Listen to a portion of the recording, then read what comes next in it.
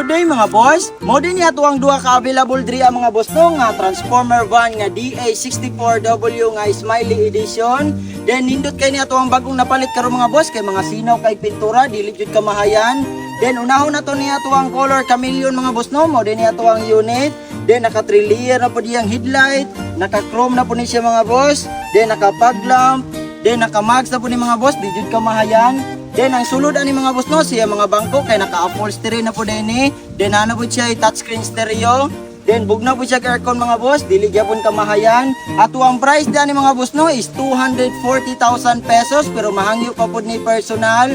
Then diri ano pud ta sa tuwang color blue mga boss no nga DA64W. Then naka 3 layer diya po niyang headlight mga boss. Naka chrome na po ni siya. Then ano po siya fog lamp. Then diri ano po siya yang mga boss no naka mags na po siya.